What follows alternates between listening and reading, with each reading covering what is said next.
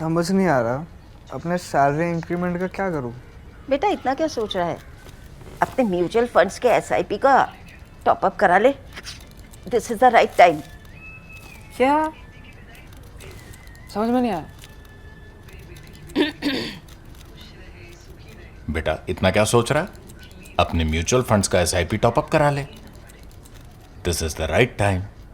अब समझा।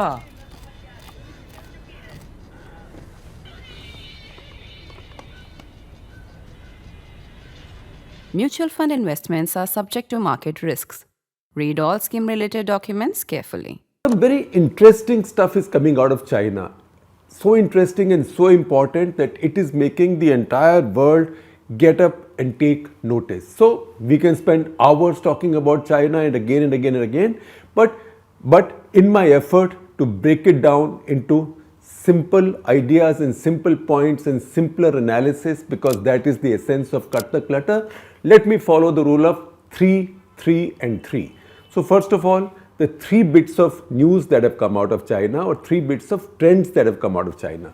Number 1, the Chinese just announced officially for the first time that their population has declined, which means this is the first time in about 60 years that their population has declined. 60 years, you might say, why 60 years? Why not 70 years, 80 years? That is because 60 years back, the Chinese had their great leap forward, and that's when Mao Zedong, God knows, plowed how many people into the ground, because that was a disastrous experiment between 1958 and 1962. Maybe 3 crores, maybe 4 crores. Yet, even in that period, China was the most populous nation in the world. So, next year it seems for the first time since 1950. And 1950 is important because that is the year that the UN started keeping a record of populations nation-wise, country-wise. Since 1950, next year will be the first time that China will cease to be the most populous nation in the world. That distinction, a dubious one, if at all, will come to India. India will become the most populous nation in the world next year, not China. Although, mind you, again for clarity, I must state that India's population growth rate has also declined. It's declined heavily and it's declining further steeply. And a declining birth rate is not always a good thing. It can be a good thing for some time, particularly if your birth rates were too high. But if it declines for too long, if it goes only in one direction, then you begin to have challenges as the Chinese are having now. So we'll also explain to you what are the problems that the Chinese are anticipating and the global economy is anticipating from China's birth rate decline and China's population decline. Because remember, a declining population is also an aging population. Because a declining population means fewer babies are born than people who are dying. That is the reason your population is declining, and as fewer babies are born, you have fewer young people. So you have a lot of old people, your life expectancy is going up, you are not replacing your population. That is why it is said that two babies per woman in her reproductive years is the replacement level of population, which means one set of parents produce 2 children. So when the parents are not there, 2 children will replace them fully. Now not everybody survives, not every child survives a full life. That is why you keep this level a little bit higher. So we say 2.1% is about replacement level in a population. India at this point is about 2.1%. Now once again, you might ask me, if India is only 2.1%, why is India's population not declining? That's because it takes time. It doesn't happen today, because last year there were more babies born, year before there were no more babies born. So there is a lag effect. China's population came to near replacement rate or below replacement rate, say in 1991. So it's taken 30 years for the Chinese to get to a stage when their population net is declining, when they are producing fewer babies than are being born. In fact, if you want to look at the exact data, I can give you data from the Chinese official sources who made the announcement just yesterday. Yesterday means Tuesday this week, and they said in 2022 In China, 9.56 million, that is 95 lakh 60,000 new babies were born. At the same time, 10.41 million, which means 1 crore 41 lakh people died. So 1 crore 41 lakh died, 95 lakh 60,000 were born, 9.56 million, 95 lakh 60,000 were born, which means net there was a decrease of 8 lakh 50,000 people. That's almost a million less Chinese this year, and next year this will go up and will go up and will go up and keep on moving in that direction. That is the one story. The second story or trend that came out of China is that the Chinese economic growth rate has declined. It's declined to 3%, which is about the same as the global average right now. It's the first time in almost 50 years that Chinese growth rate has been about the same as the global growth rate, worldwide growth rate, which means China is not ahead of the worldwide growth rate. Since about mid-70s, the Chinese have always been ahead of the worldwide total growth rate. In fact, at various points of time, they've been several times the global growth rate. Now, they are at the same level as the global growth rate. So 3% is the Chinese equivalent of the Hindu rate of growth, as we used to call it, and we used to feel embarrassed about it. Not about being Hindus, that was just a metaphor used by somebody. It had nothing to do with religion, but this was that socialist growth rate that India had. The Chinese also had it until Deng Xiaoping came and reformed their economy. Now the Chinese are back at that level. And remember, this is Chinese data. These are Chinese figures, so nobody quite believes the Chinese figures. In fact, even if you read Paul Krugman, the Nobel laureate economist who writes a column in the New York Times, and I will share a copy of his column with you with the description of this cut the clutter, he talks about population as well, that look, this year China's population has declined for the first time, but possibly it's been declining for quite a few years. It's just that the Chinese haven't told us. So Chinese data, in fact, he says when the Chinese say we grew by 7.3%, people tended to not accept that the Chinese grew by 7.3%. They would say the Chinese are saying that they grew by 7.3%. Similarly, on the economy also, it's quite likely that Chinese growth rate is not even 3%, it is lower than that. That's very bad for China. It also has implications for the world. We'll come to that. So 3% of this also, if you look at the last quarter of the year, Chinese economy has had a negative growth in the last quarter. Now you might say that's because that is when Xi Jinping's zero COVID policy was in full flow. He had shut down the country, etc., etc. But also remember, that is the period when he got re-elected for an unprecedented third term. So on the back of a bad fourth quarter, a negative fourth quarter, let's see where the Chinese go next. So the Chinese targets, Chinese now say that they will have built the ideal socialist state with growth, etc., etc. For that, their target is a minimum sustained growth at 5%. So I will share with you an article that Ruchir Sharma has written in the Financial Times, where he says 5% growth for China is now an impossibility. At best, the Chinese will do 2.5%. And when you read all the rest that's coming out on China, that will explain to you that a growth rate as low as that for the Chinese, who are not a very rich country, they're richer than India, but they're still about at a level which is about half, at about $12,000 per capita GDP. They are at a level which is about a half of a modestly successful developed economy. So for them to get to the same level as a modestly developed global economy, they have to double their per capita income. That's not going to happen in a hurry. And in fact, this challenge will get tougher as their working age population goes down in the coming years, because they're just producing too few babies. And the third thing is what is happening to Chinese politics, maybe as a consequence of this, because nothing happens without any of these interconnections. Now, one more thing that's happened in China is that everybody thought that Xi Jinping, now coming for the third time, he'll now be a real trouble for everybody and he will double up on all the policies he has followed. But he has actually made about turns, as he's done on COVID. We just noticed from zero COVID, he's now gone into COVID denialism. There is no COVID, do what you want. So he's now become like Sweden used to be to begin with, that let everybody get infected, jo hoga dekha jayega. That's only one.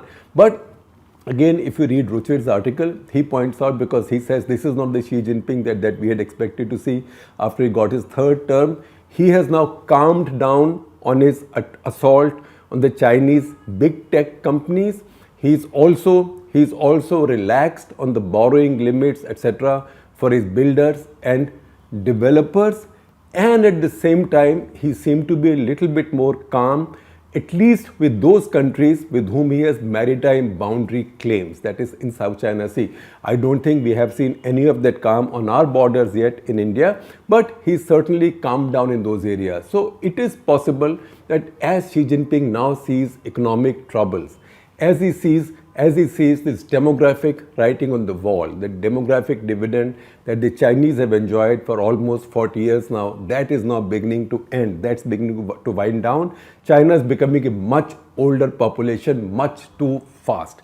And all his efforts, all his incentives to get the Chinese to produce more babies have failed.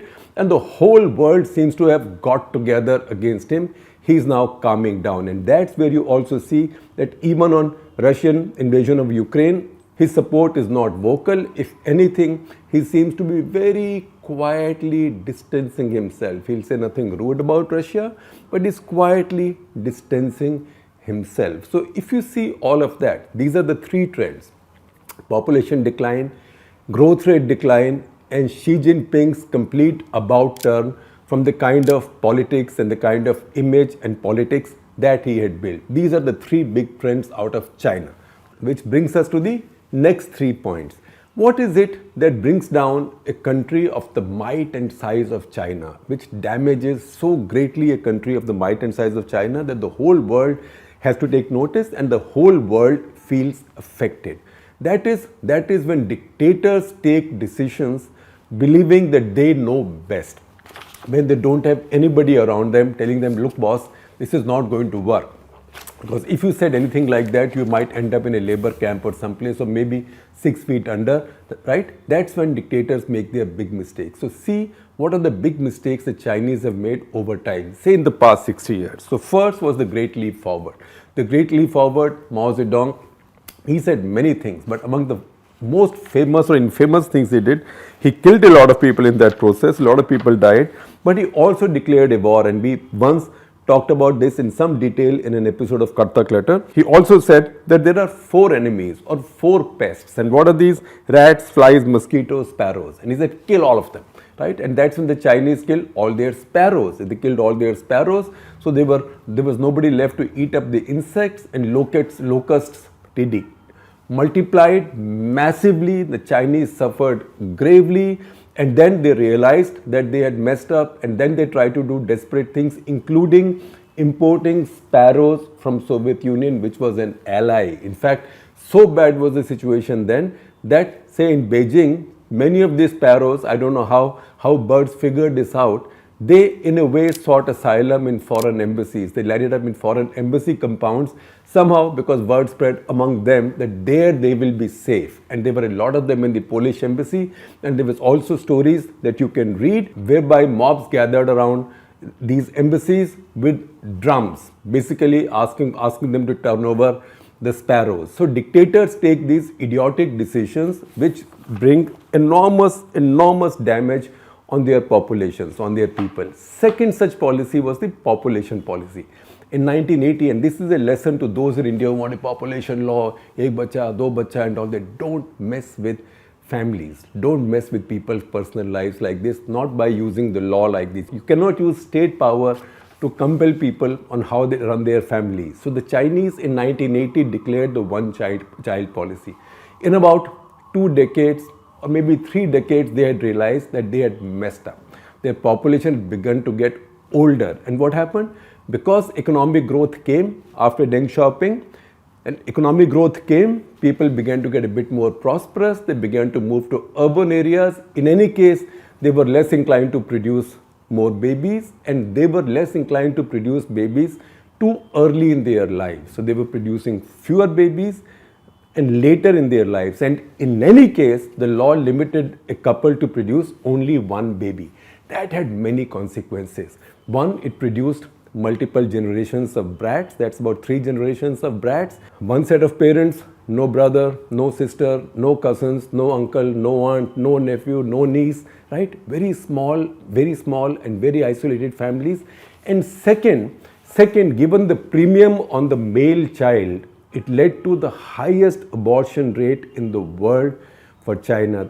The Chinese, if you check out it, 2020 UNFPA report, that report is titled Against My Will, defining the practices that harm women and girls and undermine equality. That report tells you that at that point, the Chinese had 3 crore more men than women. So the ratio of men to women at birth was 112 to 100. That was only possible, only likely because of selective abortions, stuff that we've been trying to fight in India, stuff that states like Haryana, etc. have struggled with, Haryana, Punjab for quite some time, and that's why all these restrictions and bans on ultrasounds, etc. have come in. Between 2002 and 8, this ratio actually was 118 to 100. Why? Because people were entitled to have only one child and they wanted a male child. So that created this distortion. 2016, the Chinese said, no, galti ho gayi. Now you can have 2 babies. For 1 year after that, there was a little bump. A few more people produced a second child, but after that stopped. Then the Chinese got even more desperate. Xi Jinping in 2021 said, okay baby, have 3 babies, right? 3 babies. But nobody was willing to have 3 babies. If anything, people were having fewer babies because their society had become more prosperous. People were getting married later. People were producing fewer children, if any children at all. And by this time, government was also giving incentives for more babies, but even that wasn't working. Why? Because you thought you were the smartest in the world and you had more power than anybody in the history of humankind, or at least modern humankind, because you are a party-owned state, you own the parties, so you own the life of every individual living in your state. So you said only 1 baby. Then you figured that you had messed up and said, all right, 2 babies. But people, you can force people not to have babies. You can order people by law not to have more than 1 child. If they have more than 1 child, you can lock them up in jail, you can steal the second child, etc., etc. But you cannot force them to have more babies, because that is where even dictatorial power fails. And that's where the Chinese have got themselves into this mess, where they now know that decade after decade after decade, I'm not going into all the data, I'm sharing some articles with you, please check those out, including a long article from Pew Research, and that's an article by Laura Silver and Christine Huang that tells you the consequences of this, and that tells you how China's dependency ratios will now rise. Dependency ratio means the number of people who depend on those number of people, say roughly number of people above the age of 65 who don't earn for themselves. Most of them don't, I know that many do, who don't earn for themselves and who then depend on younger people to pay for them and to pay for their pensions, welfare, etc. So Paul Krugman, the Nobel laureate, in his article in the New York Times, which was published this morning, as I told you, I'm sharing a link with you, he says the Chinese now will have to make some hard choices. Either they will have to allow their old people to really suffer in the absence of welfare, or they will have to tax their young people really steeply. This has happened too fast and too rudely for China. Once again, this is a warning for all those in India who talk about a population law with great enthusiasm. Don't mess with the family business, because if you do, your next generations will pay for it. So the Chinese, on the other hand, lived out their demographic dividend. The last 40 years, they've lived it. For India now that time is coming. In India, dependency ratio will only begin to rise, say around 2035. So we still have about 10-12 years left. So we better be sane until that period. And the third irrational policy that the dictatorial government followed, that was zero COVID. Now suddenly Xi Jinping woke up and said there will be no COVID, because first of all the Chinese said there was no COVID. Then they somehow persuaded the WHO to say this virus was not transmissible from human being to human being. Then they fought with the world to say, don't call it Chinese virus, Wuhan virus, etc. Then they said, look, we've recovered. The whole world is suffering. It's true. They recovered at that point. The whole world suffered. Now the virus grew there because they also, out of their own dictatorial fixations, did not allow any foreign vaccines to come in, including the Oxford University AstraZeneca, where profits and patents had been waived. That's the vaccine most of us got in India. That is the Serum Institute Covishield vaccine. But the Chinese said they'll make their own vaccine, which obviously wasn't so good and which a lot of people didn't trust. And then they said, all right, if COVID comes in, we'll just lock down the whole country. So we'll starve the virus. The virus is much smarter than that. Virus did not get starved out, it kept on growing, and then in panic, Xi Jinping said, all right, everything is over, all restrictions are limited, mix around. Then they said, again, that's how dictators work, again they said, oh, in the month of December, we only had 22 deaths from COVID. Now suddenly they've said 60,000. But if you see global think tanks, media, etc., nobody believes that number of 60,000. The experts, people who know well, people who track China, they believe the actual deaths are 5 times, if not 10 times more than that. And estimated deaths by the summer of this year, which is by July, is about 1.5 to 2 million people. So once again, it's a zero COVID policy that in a way stalled their economy and affected global economies as well.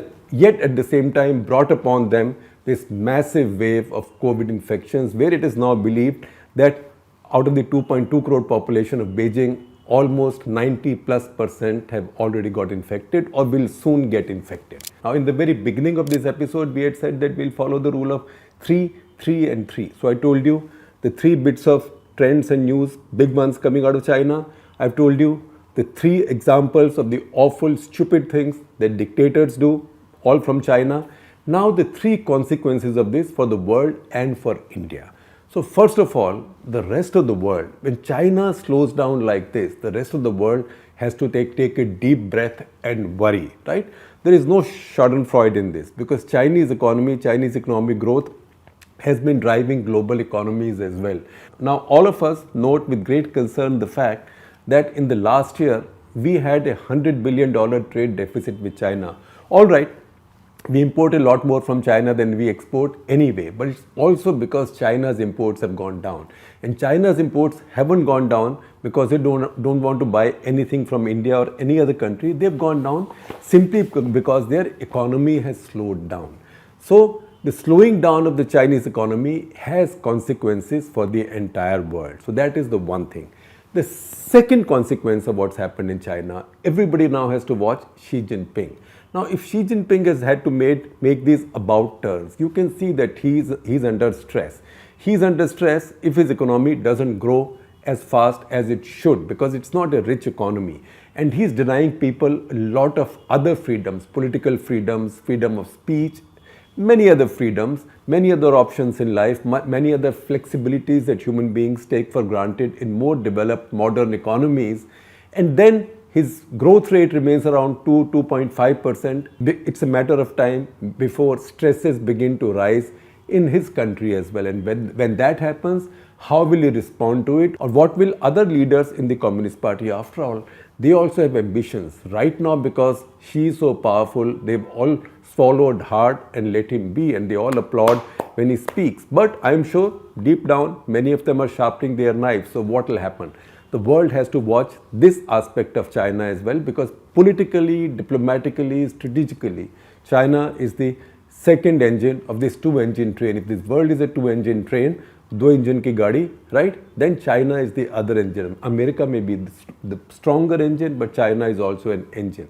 And if China, first of all, slows down, it loses power. And second, if its leader, the driver of this engine also feels enfeebled and others are trying to get in the driver's seat, then that has its own consequences. And the third lesson is for India. Of course, there is the immediate lesson. How will Xi Jinping now respond on the border, etc.? He's recalibrating his policies on many things. Will he recalibrate his policies towards India as well? We don't know.